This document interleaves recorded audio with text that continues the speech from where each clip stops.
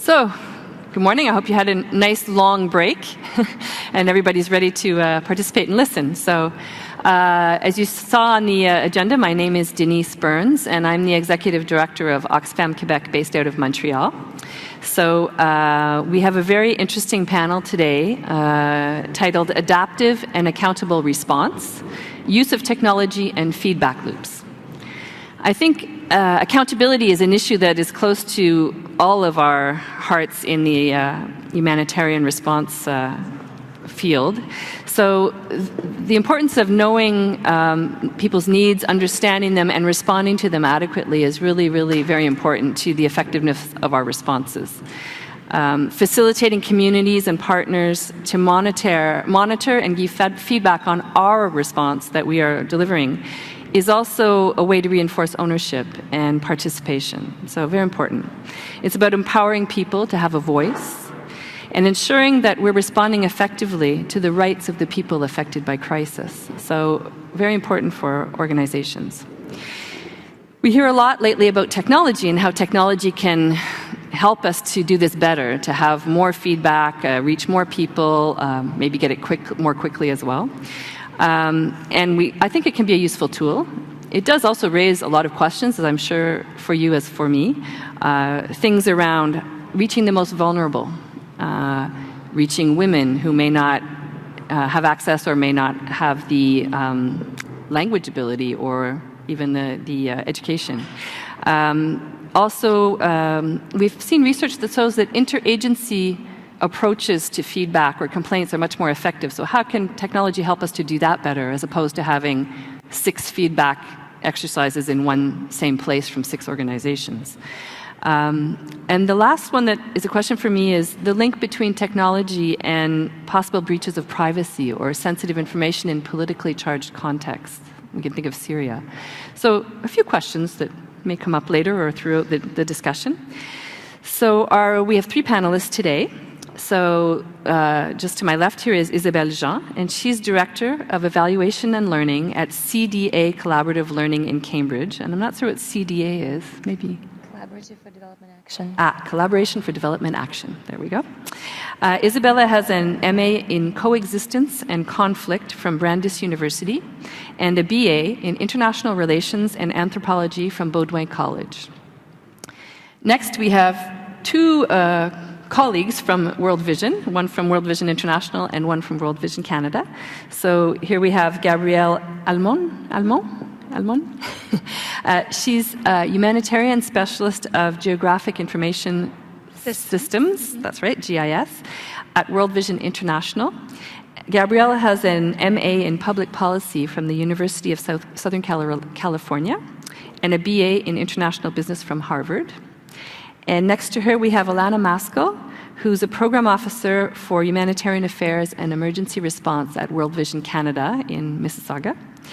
And she has an MBA from Centenary College, New Jersey. She's a graduate of the Humber College International Project Management Program. And she also has a gender degree, I believe, as well, BA in gender. Okay. And Alana currently manages the World Vision programs for Sudan and South Sudan. So we'll begin with Isabella, and she'll speak to us on effective feedback loops and adaptive programming in crisis response. Isabella. Thank you. Can you hear me? Okay. Thanks so much for coming to the session, and I'll jump right in. The findings that I'll be presenting today, a summary of them really, are a result of a joint research project that ALNAP, the network that is based in London, which many of your agencies are part of. It stands for Active Learning Network for Accountability and Performance in Humanitarian Action, and my organization, CDA, which is based in Cambridge, Massachusetts, conducted together in this last 2 years. And the question that drove us was, what is in fact effective in humanitarian feedback practices and humanitarian feedback mechanisms in a variety of settings where humanitarian action continues, whether it's protracted displacement or sudden onset and immediate response.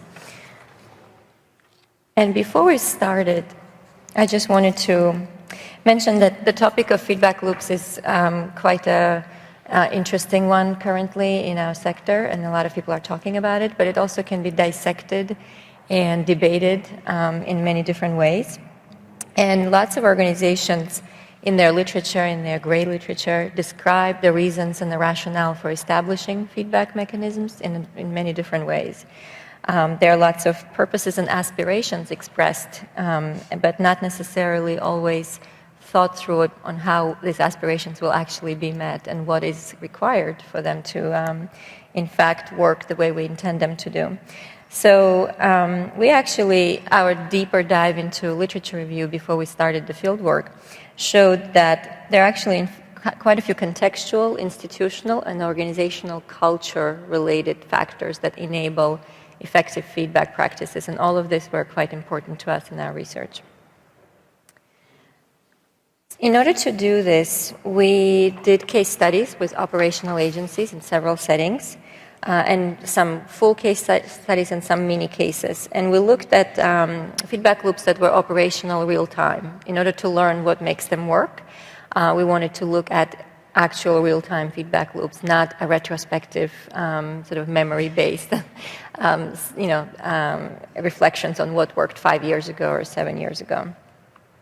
We visited World Vision's food assistance program in IDP camps in Darfur, and also spent some time in Oxfam there.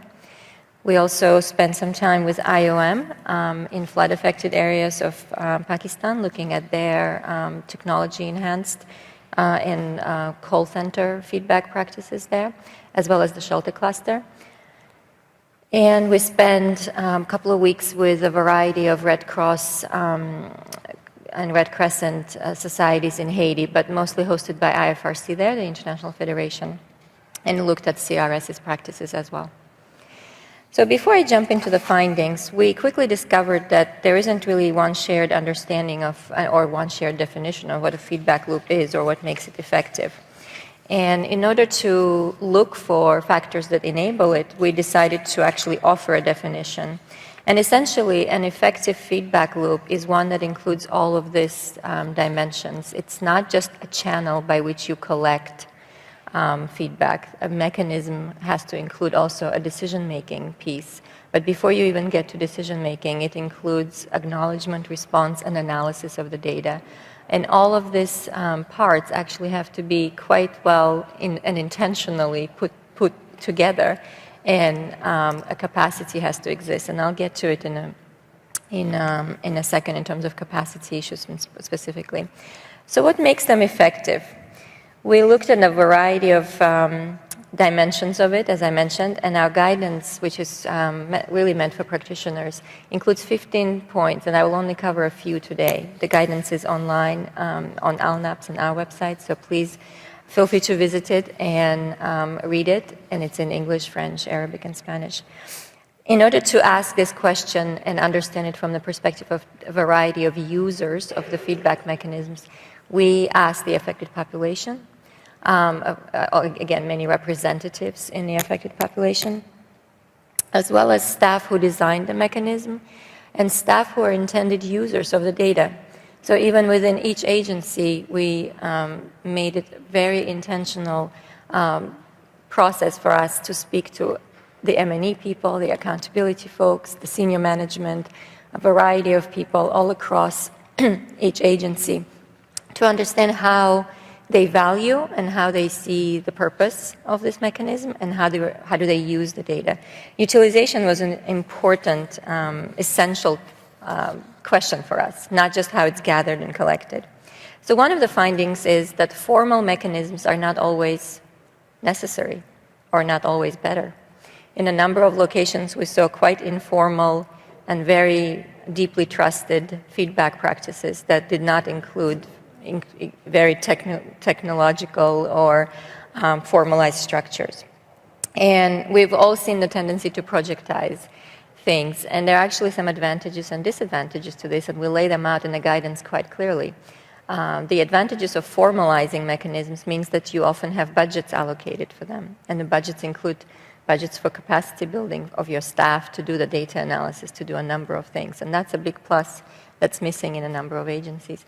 But the advantages of informal mechanisms is that there's quite a bit that relies on relationship and trust and information flow that in fact is a lot more quicker, and people go to the right staff and call them on their mobiles if they have that access. The problem is in many agencies the staff leave and there's staff turnover, so if you don't systematize certain things, they can easily fall through. And obviously there are many external and internal demands for feedback, and in informal settings it's really hard sometimes to define who needs to hear what and how quickly, especially if it's sensitive issues, complaints or sexual exploitation and abuse. So I think an important piece that we found, which won't surprise you, is that you have to define the purpose of why you're establishing feedback loops. And in fact, why are you using this data internally, and who needs it? And context really matters, and I don't just mean context in terms of cultural. Yes, it's important to know that in tribal areas of northern Sindh in Pakistan, women are not allowed to use mobiles, so you wouldn't want to establish an entirely call-based, SMS-based system. Those are important things to know, but your institutional context, your internal landscape inside your agency and how decisions are made and what is actually compelling and how your senior management listens and values and weighs feedback against other things is as important when you are trying to design an effective mechanism. And I'll stop here, and there's actually a lot more to say on that, but I'll keep moving, and if you have questions, more than happy to answer them. I think another point that's really important for humanitarian agencies to remember is that information and communication is essential, and I think this is getting a lot more attention now. But very often aid recipients are not able to provide informed and relevant feedback if they simply don't have access to information about your programming. So if you don't do the information provision, it's kind of hard for them to provide an informed in fact relevant and appropriate feedback on a consistent basis. And feedback given once and twice and 3 times and not responded to very often becomes a complaint. In terms of resources, again, not a surprising finding, obviously. Budgets, resources, and attention to establishing effective practices needs to be really thought through right from the beginning. It's not enough to open up a feedback channel and then be flooded by massive amounts of voices and opinions and suggestions and complaints and whatever comes through, and then not know what to do with it, and not have very clear procedures in place for how you're going to do that. And I think we often forget, a lot of organizations forget the hidden costs behind establishing feedback mechanisms. And it very often has to do with data analysis. The operational staff and the frontline staff in many agencies are simply often not prepared to deal with the massive amounts of qualitative data. They're hired very often for technical skills, and they know how to crunch data into SPSS databases and produce reports and do indicators. But they struggle with what to do when the feedback that arrives is very wide-ranging, and when the feedback, in fact, challenges the very premise of your program, and in fact suggests some much broader, bigger things to consider.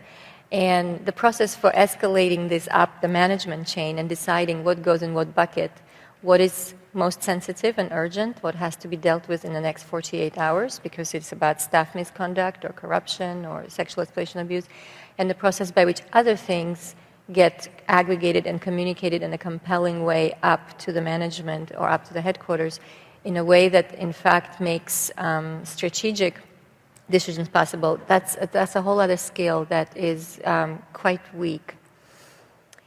And finally, I mentioned already utilization was an essential part of our line of inquiry in this research, and we looked at the factors that enable both response, even if response is not necessarily a mitigating action, even if response does not include some kind of a huge significant adaptation, but it's still a response which shows respect and it shows that the loop has been closed.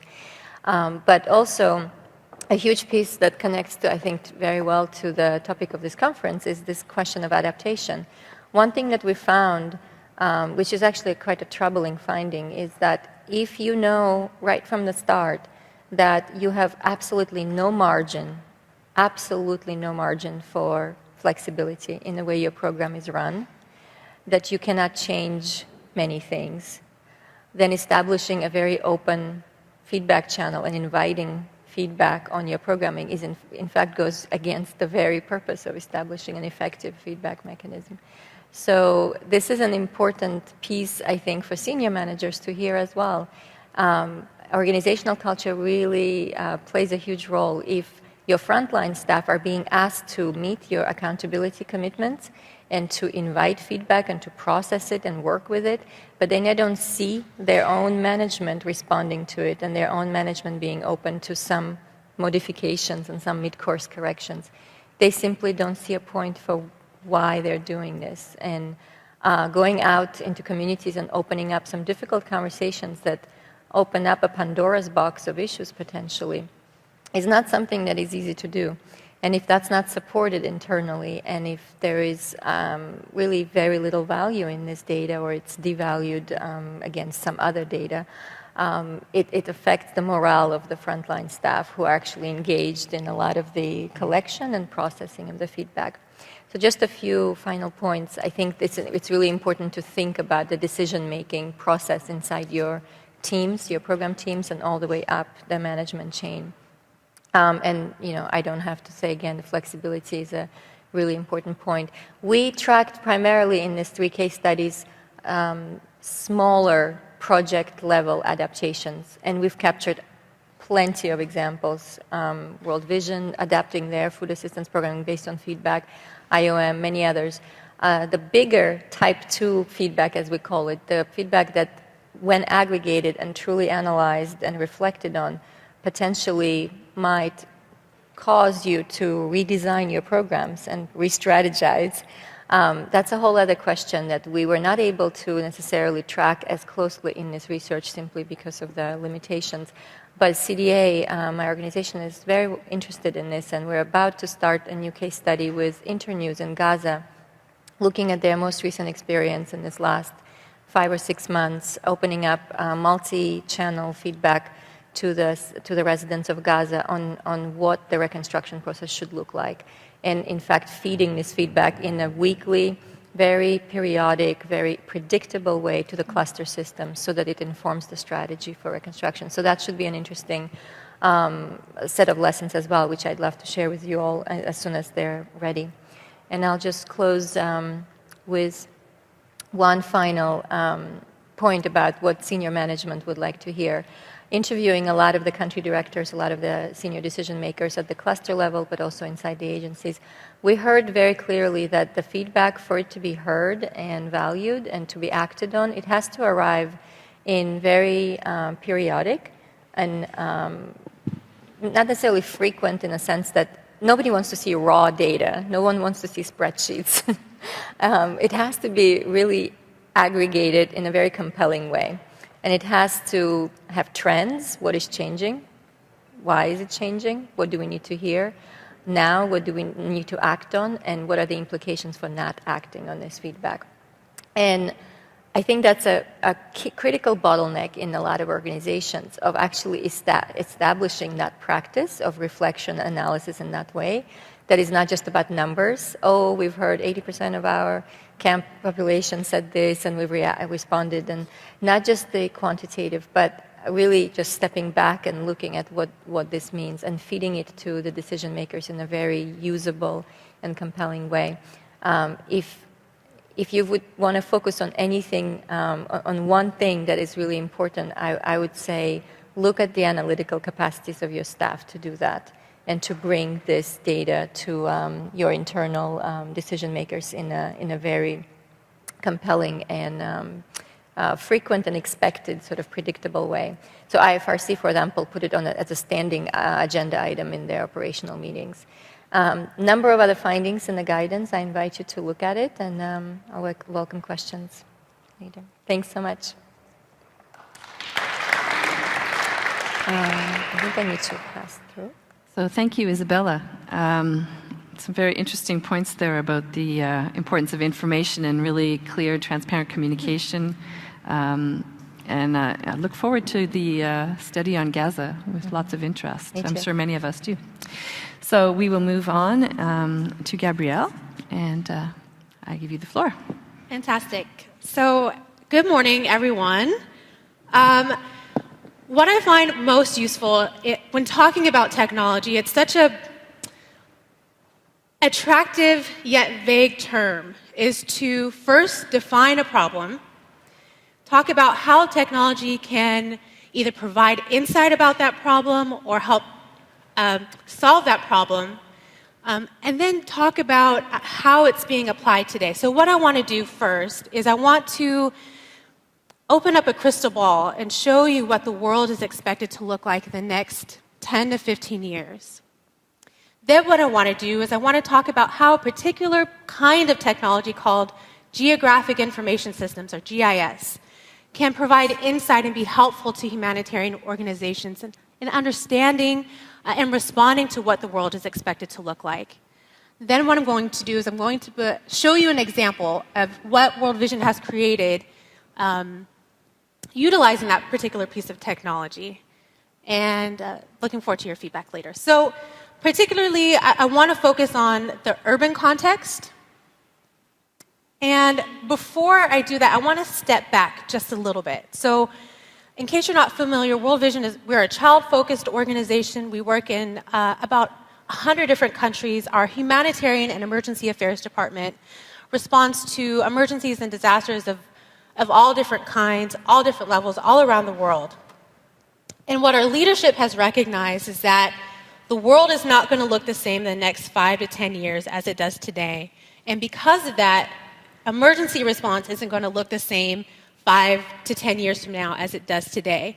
So we've launched an initiative that we call Disaster Management 2020, or DM 2020, looking at, again, what does the world look like in the coming years, and for my team specifically, what kinds of technology should we start to keep our eye on that maybe we should start adopting now so that we can meet the future as it comes to us. One of those key pieces is Geographic Information Systems, again, GIS. And while that's a really long term, in short, what it is mapping. So if you've paid attention to any political debates or elections on TV, and you see the broadcasters or journalists interacting with these really cool maps and showing you different visualizations of data on maps, that's what GIS is, simply. So let's get started. So let's look at what the urban environment looks like today. What does the world look like in our cities and urban areas? First, more people live in urban areas than rural. Our megacities, so cities that have 10 million people or more, have tripled since the 1990s. And large city populations, so those that have between 5 and 10 million people, are growing and will continue to grow. Moving ahead, about 15 years from now, there are some pretty interesting insights that we know and some causes for concern that we're aware of.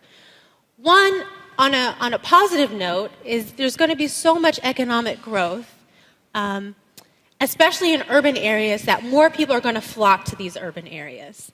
For the first time in our history, the majority of the world's population will not be living in extreme poverty. There's going to be a rise of megacities in Asia and Africa. So again, these are the cities that have 10 million people or more. And what's going to be interesting is that internal migration rates are going to exceed international migration rates. So again, we have these people moving in mass from these rural environments to these urban environments seeking economic opportunity. But unfortunately, we're expecting that local governments are going to have a really hard time providing public services to these individuals that are coming. And unfortunately, many countries will be experiencing food and water shortages. So there are 3 particular regions to really keep your eye on, to keep our eyes on as humanitarian organizations. First is the Middle East. due to its age structure, where it's predominantly male, predominantly young, unfortunately, we forecast the Middle East region to continue to experience political instability and conflict for the coming years. In Africa, particularly in the East Africa region, issues with climate change are going to cause more significant issues with food and water security. And with South Asia, particularly just because of its geographic location, being surrounded by water, and also with continued trends in climate change, they're going to be experiencing more and more frequent, more and more devastating natural disasters. So what we've done at World Vision in our Humanitarian and Emergency Affairs Department is, while we respond, again, we respond to emergencies all over the world, we've decided that in the next 5 years, what we really want to do is pay attention to building up our capacity, understanding the urban environment, understanding conflict emergencies, slow onset, rapid onset, and these 3 particular regions. And the example that I'm going to show you, our GIS example, is going to focus on East Africa in particular. So how can GIS, as we can see and we predict that the world is going to change in these really interesting natural ways, to speak frankly, how can we use GIS to provide insight in our organization, as a humanitarian industry overall?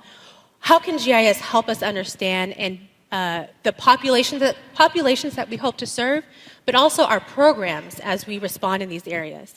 One, we can use mapping to visualize and track the changes in population density. So there are maps and interactive GIS systems available where we can predict where these populations are going to flow.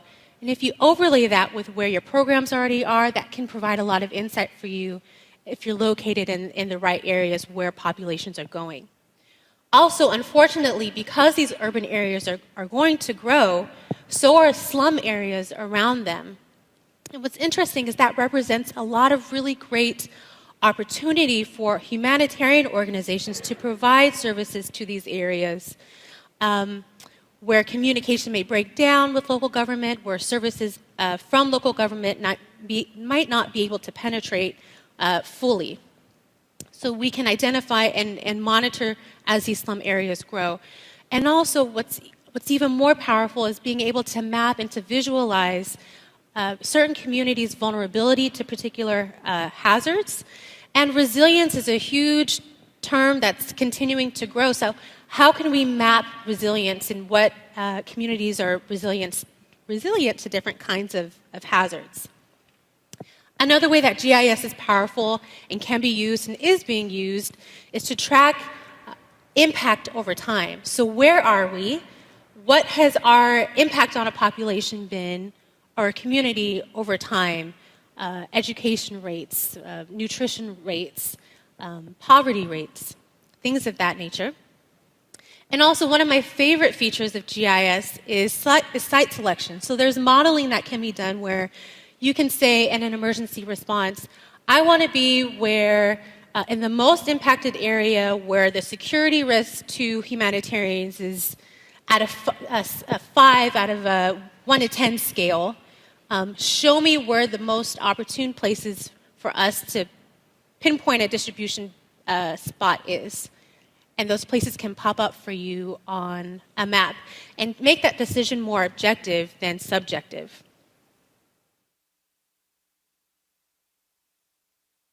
So I want to go through 5 different components of having a really strong GIS system. We've been creating our first ever global GIS strategy for our Humanitarian and Emergency Affairs Department. And I want to take you through very quickly what we're identifying and what we're looking at ourselves. One is determining how is this information from our teams going to be inputted and extracted. We don't have a ton of GIS specialists. We have a lot of program officers and subject matter experts from different departments who aren't skilled in GIS, which is fine. But for me, in my role, I have to understand that the way that I collect information and the way that I request information is consistent with the tech skill level of those that need this information most to distract it and both insert it. Also, identifying critical internal and external information sources. So particularly taking that internal piece for organizations that are so large, there are many opportunities to extract critical information from your subject matter experts, but you have to first identify who those individuals are and then find a way for them to input their insight into your system. Third is formalizing a process for requesting GIS data information. So with the different emergencies that are happening in an organization, with the different programs that are happening, especially as individuals see what kind of maps, what kind of applications can be produced, more and more people will start to ask for it. So what's the best way to formalize that process so that we can address people's requests and concerns in a timely and orderly fashion? 4, developing standard operating procedures. So for any GIS specialist that's helping to respond to a particular emergency, we want consistency in what the program officers, what the response manager can expect a GIS specialist to produce. Standard maps, standard applications. So we're defining that now. And also formulating and implementing an education and training strategy. So as it currently stands right now, World Vision overall has about 45,000 employees. We have about, okay, so I'd say on average, we have maybe 10 to 15 GIS specialists all around the world. So you compare those two numbers. One is small in relation to the other. And in that 15 number, the skill set, the education, when it relates to GIS, when it relates to this kind of technology, varies greatly. So that we can deliver on number 4, we can deliver on number 3. It's developing an education strategy so that all of our GIS specialists are operating at the same level, have the same level of skills, have the same types of skills, so we can produce what our team members need. 5 minutes. Okay, thank you. So going through it quickly, here's some 6 key things that we want to have in our GIS systems that are currently available and tech ready. One is to have a preloaded essential data library, just to get a little technical for a minute.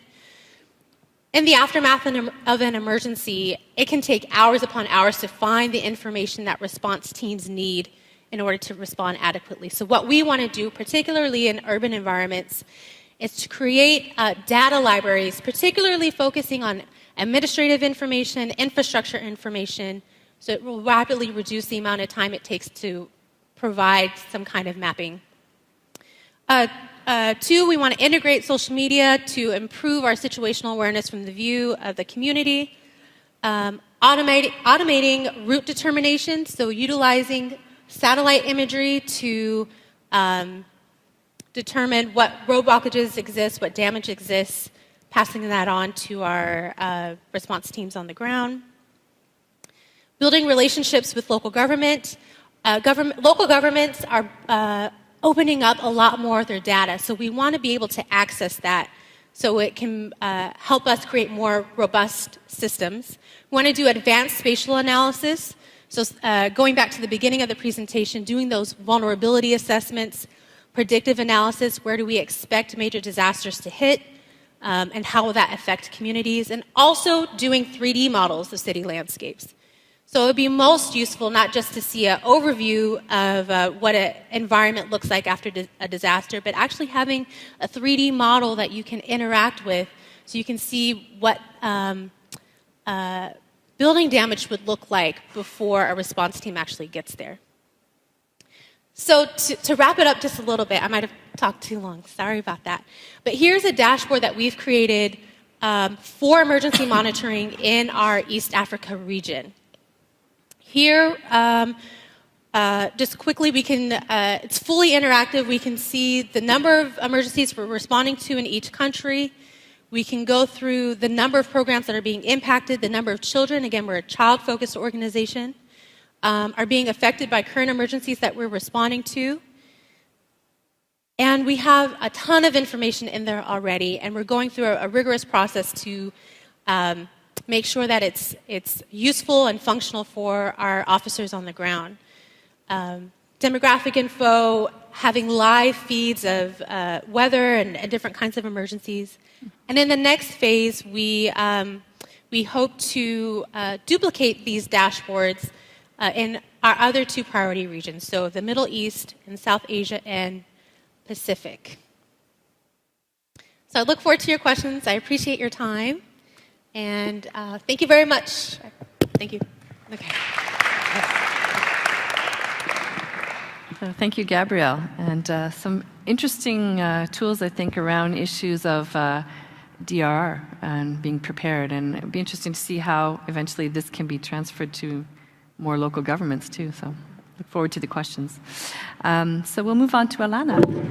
Oh, I just lost my mic. Oops. These little things, they stick on your ear and then they fall off. Good morning. I've prepared notes. Usually I speak off the top of my head, but I've prepared notes because I have a lot to say and I want to stay on time here. So it's a pleasure to be participating in this conference with such distinguished panelists. In preparation for this conference, we were instructed to focus on outcomes, but true to my nature, I've disobeyed. Instead, I'm bringing my own questions provoked by my day-to-day experiences managing projects. Before I pose my questions, though, I'll provide a brief summary of accountability principles and some examples from Haiyan and from Haiti of how World Vision has used technology to become more efficient and hopefully more effective, and also talk about some of the limitations and successes of our approaches. So, first, I just want to have an overview of accountability principles. The 2010 Humanitarian Accountability Partnership Standards include 6 benchmarks that help us keep crisis-affected people at the center of our responses.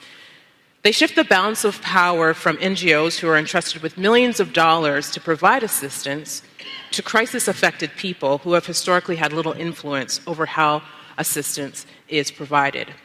In brief, the 6 benchmarks include 1, establishing and delivering on commitments. 2, ensuring that we have competent staff in place. 3, sharing information with stakeholders. 4, participation. 5, handling complaints. And 6, learning and continual improvement. And for the purposes of this presentation, I'm going to focus on just 2 of them, which are sharing information and handling complaints. So the situation of Haiyan. Last year, the largest storm in recorded history hit the shores of the Philippines. 235 km/h winds wreaked havoc, causing loss of life and unimaginable destruction of infrastructure. 14.4 million people were affected in 36 provinces across 9 regions. World Vision responded by distributing food, hygiene kits, and emergency shelter. As the weeks progressed, the program grew to include cash for work programs and eventually reconstruction of homes and provision of resources like fishing boats to restore livelihoods. Within the first 3 months of the response, several mechanisms were established to keep World Vision accountable to affected communities. This included 38 staff who were trained to manage help desks. 306 staff received basic or refresher training on accountability. 51 feedback boxes were erected. 4 SMS complaint systems and databases were set up. And of course, there were routine community meetings held. One of our operational innovations for this particular response was partnering with Radio Bonte, First Response Radio in Tacloban, providing studio equipment, broadcast software and equipment, training for citizen journalism, and distributing radios. So, of course, radio isn't groundbreaking technology, but it did allow for broad humanitarian broadcasting and the dissemination of up-to-date, crucial, and relevant information on the humanitarian response and the recovery efforts. And as well, it provided forum for feedback on the humanitarian response from affected communities.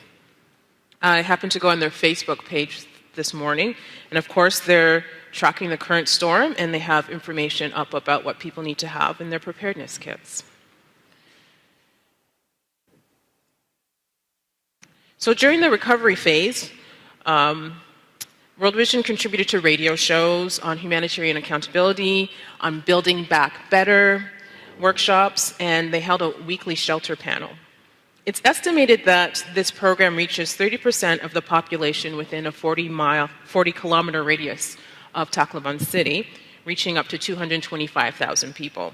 And our estimates are based on the number of text messages we received during those programs, text messages which allow for two-way dialogue. I'd like to shift gears now to talk about Haiti. In June 2011, we started an education reconstruction project. We did a lot of fun things in this project. We rebuilt schools, installed latrines, set up school gardens, water filtration systems, DRR curriculum, all sorts of things. And we worked with 100 schools. I'd like to remind you that the climate in Haiti in 2011, June 2011, was very different from the climate in January 2010, right after the earthquake. Aid to Haiti more than tripled in a matter of months. Floods of new NGOs arrived in Port-au-Prince, but by June 2011, there was ample frustration with the pace of the response and quite a few examples of aid gone wrong. The response had also kind of matured and become a little bit more holistic by this time, with robust advocacy programs urging citizens to know their rights. But by extension, this meant that people also wanted to know their entitlements from NGOs who had come with this promise of making their lives better. So there were high expectations for what should be delivered through this project. At the start of the project, we had an accountability officer. Actually, we had a 50% accountability officer. We shared it with another program who visited the 100 schools by car on roads in Port-au-Prince. So it took a while. It's a lengthy process. And as I was a project manager for this project, I would receive maybe 2 to 3 complaints every 2 weeks. After installing Frontline SMS, which is open source software, we established an SMS-based complaint response system, which we like to call Scrum. Posters were placed at each school and on visibility boards in the 2 communes where we worked. The messages were downloaded every other day because we only had per 50% of the time. And the humanitarian accountability officer was able to respond to most of them, actually, because it was usually an issue about communication, of how we've communicated what was happening. And then the other more difficult complaints were escalated to the project management team. And so we started to see that in a given week we were receiving anywhere between 3 and 12 complaints, depending on what kind of activities we were conducting. So here's an example of a poster. It's posted at a school so that people there could find the number and provide a complaint or a compliment if they wanted to. The complaint that's on the screen is from a person saying that they didn't receive training and they didn't receive materials for summer camp, which is a valid complaint. But the interesting thing about this particular complaint is that it came from a school that was not part of the project.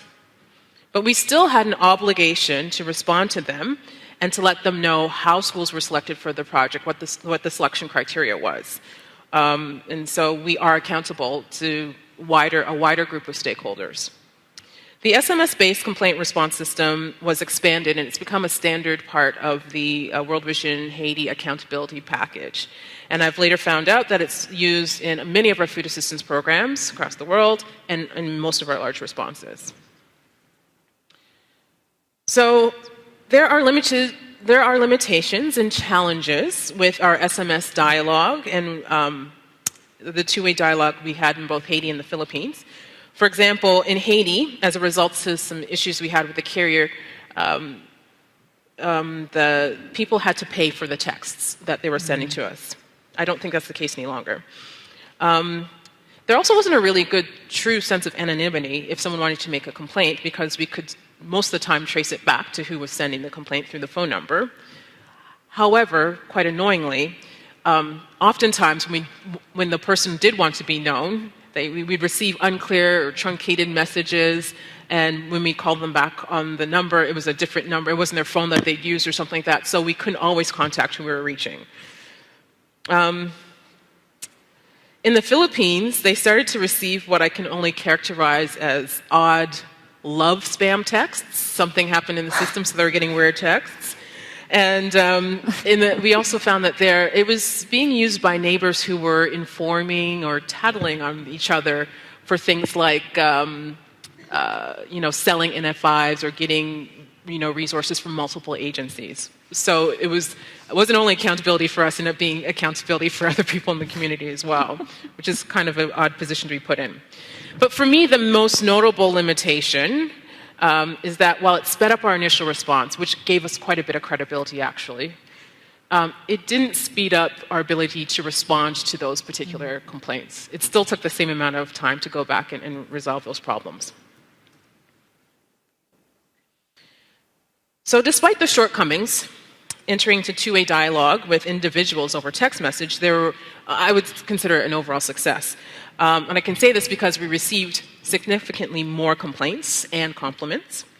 We also received new types of compliments, maybe the types of compliments or complaints that the humanitarian officer might not want to share with me, like some of the staff weren't showing up to work all the time, or that they were showing up late. And like I mentioned before, we received feedback from other community stakeholders who were not considered the direct beneficiaries for the project. But in some cases, we were able to work with them and either link them up with others who could provide them with resources, or through a project we were able to invite them to trainings and incorporate them. So they appreciated that. It also became very helpful at sending out information. Before this, if we had a meeting, we would have to drive to all 100 schools and deliver a handwritten, like a typed letter as an invitation to a meeting. After this system, we were able to send out invites and reminders. And it was also very helpful during hurricane season, as we were able to send out information about hurricane preparedness and things like that. One of the best features about this is that it's very inexpensive. It's basically, the software is free. If you have a laptop already, it's the cost of the SIM card. And, well, the staff, but the SIM card. I think it's important to note the conditions for success the success that I'm claiming. The tactics worked in Haiti and the Philippines because the general public already had a very strong cell phone culture. Sometimes people would have 1 or 2 cell phones with 1 or 2 SIM cards for 1 or 2 different networks. Another point to note is that particularly with the project in Haiti, the schools were very aware of what World Vision's commitment was to them. They knew their entitlements, and they could easily recognize when World Vision wasn't delivering on them. And then I also want to point out, most importantly, that both Haiti and in the Philippines, World Vision had a very strong humanitarian accountability structure in place. We had staffing, we had the ability to train people, we had leadership support in place. So technology was just a tool that helped us implement it better. It couldn't serve as a launching point for an accountability response. So I said at the beginning, I'm coming to you with my questions, and here they are. Do systems like these that rely on beneficiaries having the requisite technology create 2 tiers of accountability? How do we adapt this innovation to serve the most vulnerable and the most marginalized? When I think back to the case of Haiti, there were some people that we did not hear from over text. We probably didn't hear from people who didn't have phones, and we certainly didn't hear from children, they were a key stakeholder in this project. 60,000 of them, not 1 text, right? So that's a little bit odd. And my second question is this worth attempting in a place where cell phone culture is still emerging? I was in South Sudan last week, and I think of the distances that we had to cover, and it certainly would make our work far easier and more efficient, but I don't know if we can consider it inclusive enough to be truly defined as accountability. I know we use cell phones for things like mobile health and for cash transfers and for monitoring and evaluation, but in most cases we provide phones and we provide credit and things like that. If we're not providing that for entire community, can we base an accountability system on it? So I welcome your thoughts to these questions and perhaps any examples of how you've dealt with these situations. I really would. However, I realize that our program quality in both the Philippines and Haiti, they improved significantly from how we took the feedback from the community. They actually helped shape our programs. And so while I'm sure you have great insights, it's clear that the strongest answers to my questions lie with the communities that we serve. So thank you very much.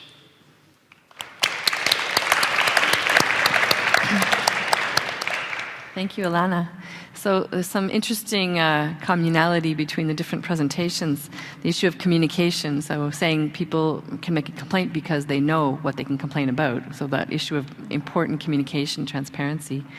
I found interesting what you said at the end about we developed a very quick system to receive feedback, but we didn't have a system to respond any quicker. We know that these technologies create the sense that everything is immediate. So if I didn't answer your text within 5 minutes, you're going to get another one saying, why didn't you answer me? So that's an interesting one around the expectation we create and how we will respond to that. So, but I have lots of questions, but I want to open it to the floor. And I think Alana has also thrown some questions out to us from our own practice that would be interesting to hear from other organizations about what you've done with this technology or not and your questions. So don't feel shy. Go ahead.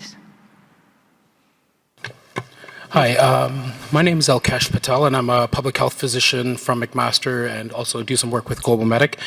And I guess my interest is with the GIS presentation as well. And based on my understanding of GIS, the data used to develop GIS maps comes from various silos, whether it's environmental, health, infrastructure, energy, and transportation. And some of this is critical to developing the maps that we need for the outcomes of interest that we're interested in. However, various silos are reluctant to share this information because it demonstrates their vulnerabilities and organizational weaknesses. It raises questions around privacy and ownership, and also around the fear of, can this be used against us in acts of terror?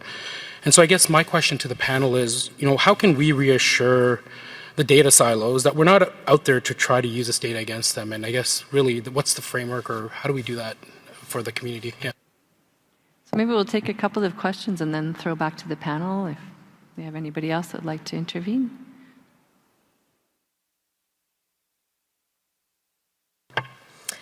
Yes, hi, my name is Violaine Desrosiers. I work for a private foundation, but I have a long lasting career with the Red Cross, so I was interested to see what you have done with the movement in Haiti. But I'm also I would like to ask you a question about how do you think these tools can improve coordination between the different agencies? Because we all know that whether we use the technology or we do it by paper, when we go to do assessments in communities or getting feedback, there are so many agencies going and asking the same questions again and again. So how do you, from your experience and your research, how do you make sure that these tools are used for a better coordination among different agencies? Thank you. Maybe one more if we have another person.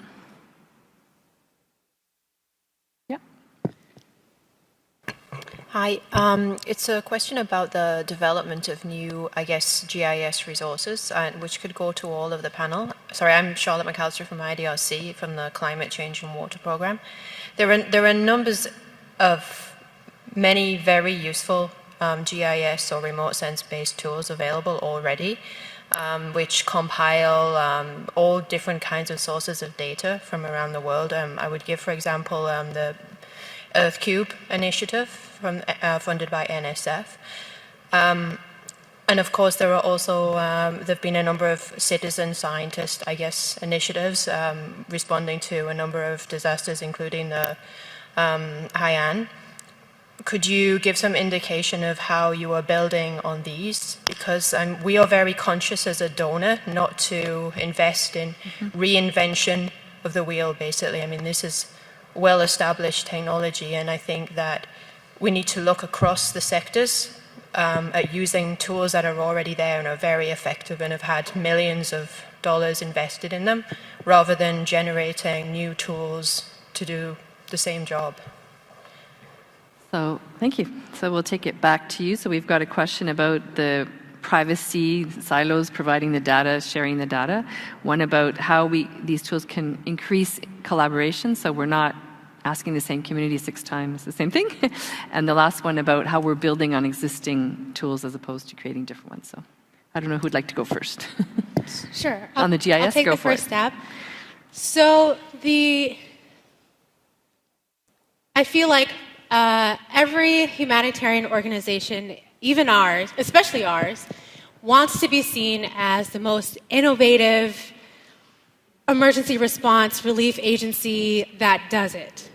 And the good thing for the people that we hope to serve, and also for the industry overall, is the organization or the organizations that will be seen as innovative and are being seen as innovative are those that are sharing and opening their information, that are creating tools that can be used in partnership with other organizations, and are leading in that way.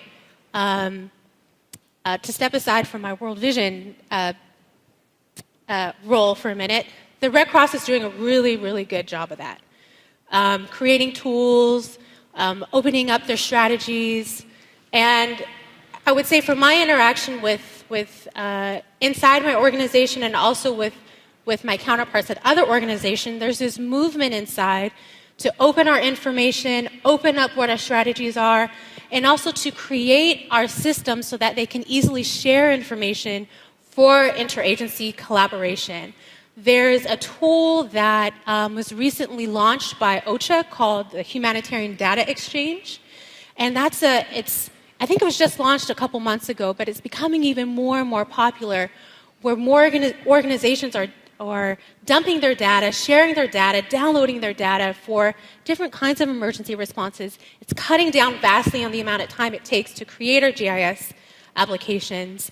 And my prediction and my feeling, and I don't think I'm alone in this feeling, is that as we see the Red Cross, as we see World Vision putting more and more information, it's going to create a competition. Who can put the most information out there that's as useful as possible? With that, though, there are questions that we're asking ourselves now, and we're creating our systems now so that they protect the most sensitive information about those that we are serving. So asking those questions about what information do we want to protect that we would not want to share, not just externally, but internally. So the people who need to see that information are the only people that do see that information and handle it properly. I would say, as far as, you're right, information is power. That's why organizations and governments try to hold on to it, try to sell that information, try to really control where that information is going, but that's not going to last. The sense that I get is that donor organizations, our partner organizations, just aren't going to stand for information being held to ourselves. And honestly, with the hacker movement, hacktivism is not a bad thing.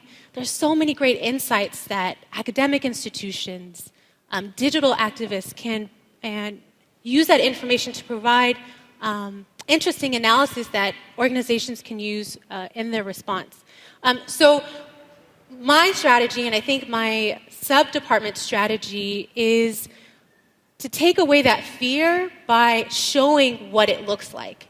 This is what I'm going to do with your information. So that's part of what we're doing with this dashboard, is we've created this prototype, this model that's fully operational. We're taking it internally, saying, this is what it can do now. This is what we would like to do with it. This is why we're requesting this information from you. Are you on board? And if you have any concerns, let's address that now. But we can make it even more robust and even more useful if we can include more partners in that way. So I think showing what you plan to do with it, especially when it's tech and it's kind of vague, is the most effective strategy. Anybody else? Yeah, I'd like to respond to that question too, just to add a couple of points.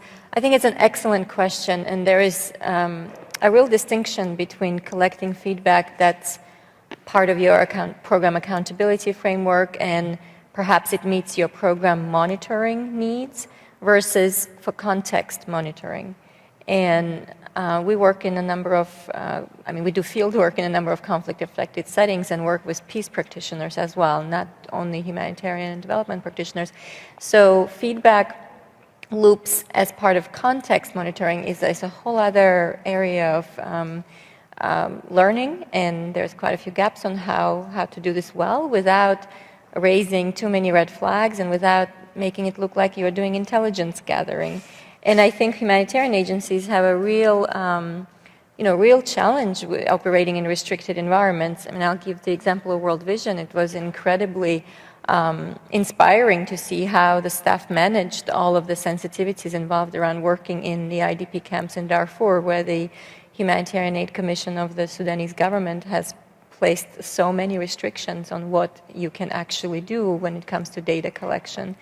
And a number of agencies have been expelled, obviously, because their work has been linked to the ICC ruling. And so World Vision's system there is very transparent and trusted, the community help desk in particular. And at any given moment, the HAC Commission staff could walk into World Vision compound and ask to see what are you gathering, what are people bringing to you as issues, and the books are open and the databases are open, and you can see. But that's one of the reasons why there isn't much space to establishing a confidential anonymous channel, simply because it's just not allowed. However, having said that, I observed this myself and heard both the staff and the camp residents say this to us, that they trust World Vision's CHD, the Community Help Desk system, so much that they actually write handwritten notes and they slip them into the book, which travels between the camp and the office and doesn't have to be, logged in a very official way. So this is what I'm talking about, where informal mechanisms sometimes grow on top of formal ones, or vice versa. In Pakistan, we saw the same thing. I mean, it's a very challenging environment. In the tribal areas, phones mean drones. People have died because of phone calls on their mobiles, because of the counterterrorism. And so setting up channels that are almost entirely based on technology is a problem on its own. And also this question that you posed in terms of whose voices are we amplifying when we rely almost exclusively on certain type of technology, and whose voices and choices are we amplifying. But in Pakistan, I think people truly want to give feedback, and sometimes it is about the government. And what do you do with that? That's the piece that I, didn't touch on as closely, but it was a major question that popped up. What do agencies do with unsolicited feedback that is not about them? And it is about another actor in the system, whether it's a partner or some other agency, and then how it's shared in a way that actually you refer and then you know that something's happening to it, or it's about an actor that's restricting also some of your work. And it's in Pakistan we saw a fascinating example of, again, people trusting IOM's system to the point where every single aid item is stamped with this toll-free number that any recipient can call if they see corruption, if they see somebody asking for money for the aid items, and so on and so forth, and with any complaint. And cousins and family members, they talk to each other, this number starts floating around. Suddenly the call center in Islamabad is receiving phone calls from areas that are not even on a target list. And the thing is, in Pakistan, IOM has such a predictable procedure. If the complaint arrives about corruption or staff misconduct, within 48 to 72 hours, it has to be verified, investigated, and resolved. And so because people have seen that work, they know that IOM will show up and investigate. And sometimes people call from the most remote areas and lodge a completely fake complaint just to get staff to come, because they know that this actually triggers action. They know exactly what to say, and they know how to manipulate the system, because the system works. If you call and say this and this and that, people will show up because they care about these issues, and it's a sensitive issue. And then once they show up and the shelter cluster is on the ground, they raise all kinds of other issues that are really sensitive and important to them. So it's a fascinating, it's frustrating, don't get me wrong for the staff there, but it's also a testament to people trusting that this process actually works, somebody cares and somebody will come. And your question on sharing, unfortunately that's still an interesting research area, I think, for us, and a learning area for practitioners, this question of joint. I think you mentioned the accountability person was shared with another program. I'm not sure if it was outside of World Vision or it was still within World Vision. Yeah. But in Haiti and a number of places, several agencies have tried joint feedback mechanisms, jointly collecting and jointly sharing and using. Some interesting examples, but not many long-lived examples. They don't sustain for very long. And I think that's why I'm so excited about this opportunity to learn about what's going on in Gaza right now, where the cluster together jointly requested and demanded the feedback. And I'd like to learn more about how they collectively used it. And so stay tuned.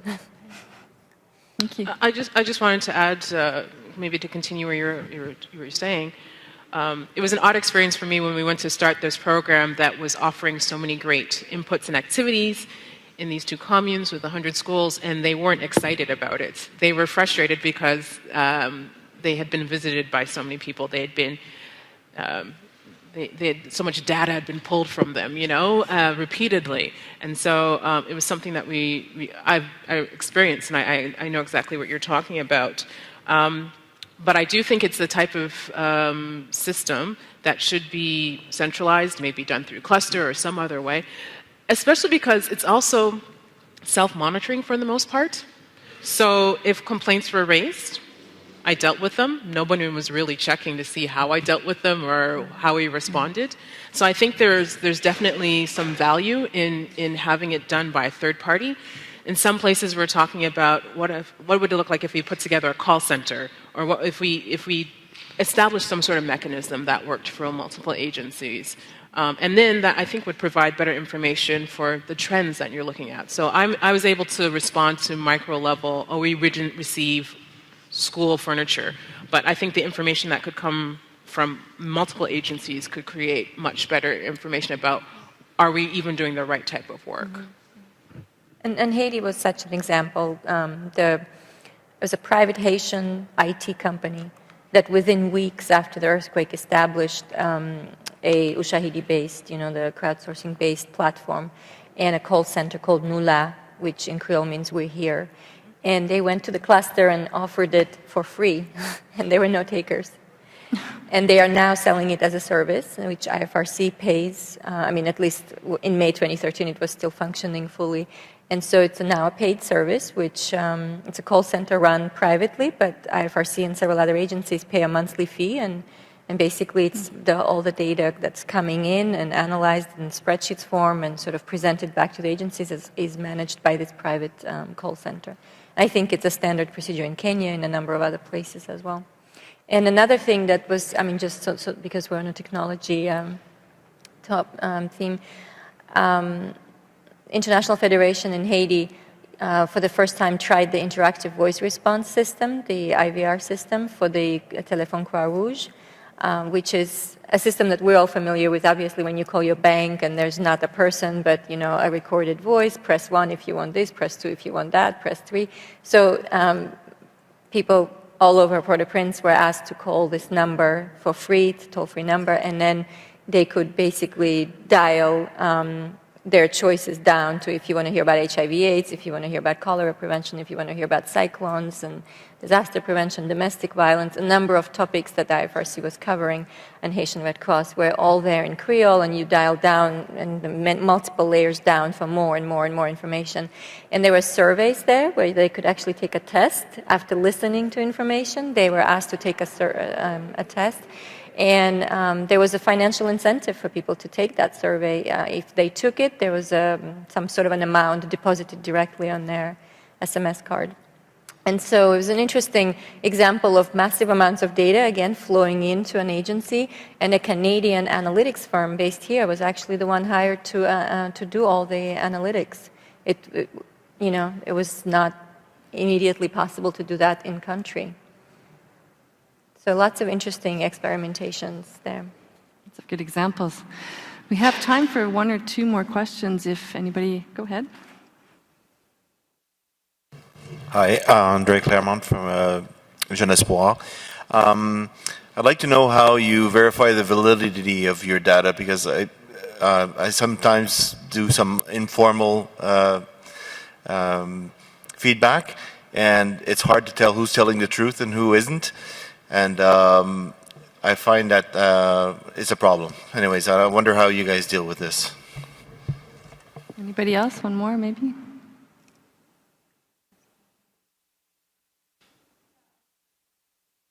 Do you have a mic on that table? Hello. Okay.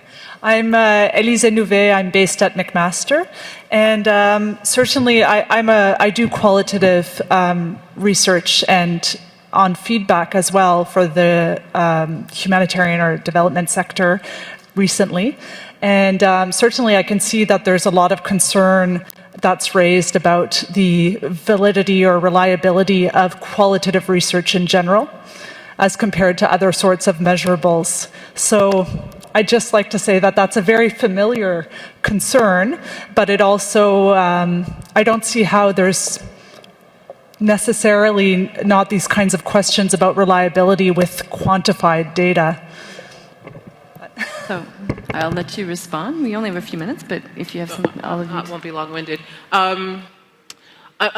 I don't have a fantastic answer for you, because I was working with a group of 100 schools, and so I was, I would have to go back and double check with the field officers and things like that. But I found that most of the complaints we had, it wasn't a matter of validating whether it was authentic complaint or not. Like, someone is voicing something, there's either the issue that they're voicing right there is the actual cause, or there's some underlying cause for them for calling us up.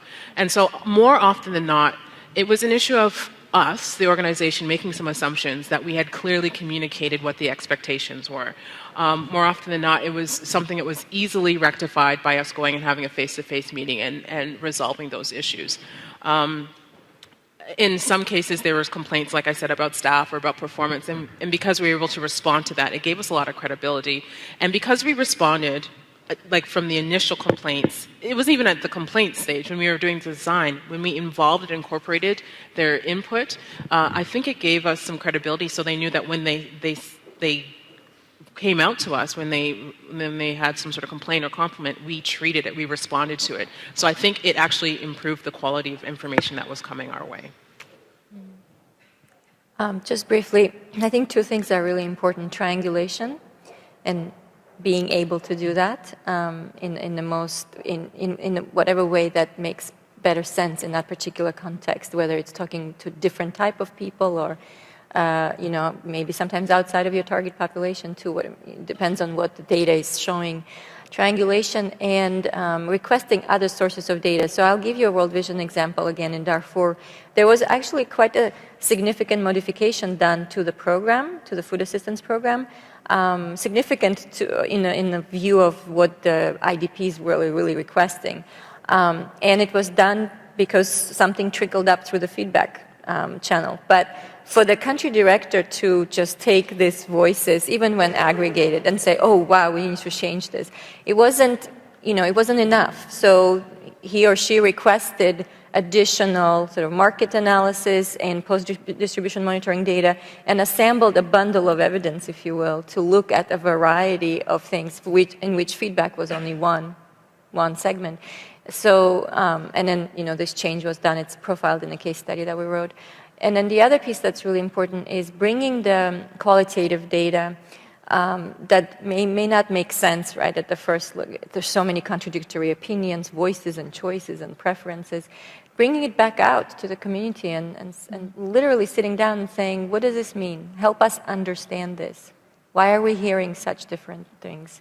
Why are we hearing this in this neighborhood and we're hearing that in that neighborhood? Or just doing the collaborative data analysis with the people themselves, it's actually quite an empowering process. And not thinking of yourself as the only analyst who is capable of. We just don't have enough time to do that very often. So I'm being told that I have to wrap up, getting these little cards from the corner of the room. So I won't say much. I would like to say that what I see coming out is that technology has a lot of possibility to help us in different areas of our predicting, response to different disasters as they evolve, looking at GIS, and also in feedback. However, what I also am hearing is it's one tool amongst others, because this whole issue of communication, building trust, relationships that allow people to feel they can come and give their feedback in different ways is really important too. So it's not one or the other from what I'm hearing, and I'm hearing that it helps, but we have lots of issues, people that don't have access to phones, etc. But very interesting questions that have come up regarding that, and the whole issue of collaboration and sharing information, which I think is a real challenge for our sector that we need to be looking at closely. And I agree with what you said earlier, and I've heard this before, that organizations that become leaders in their environment are because they are willing to share what they have and to bring others in to create more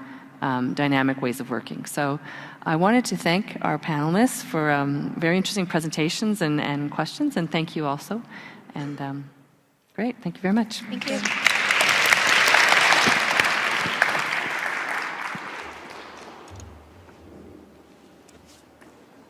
Thank you, Denise. It is now my favorite part of the day, lunch. So I welcome you to the buffet tables are at the back, same procedure as yesterday. We will have a plenary session here at 1:30, advancing Canada's humanitarian leadership through cross-sector collaboration. It is surely not to be missed. So we will see you back here at 1:30. Enjoy the lunch. Thank you.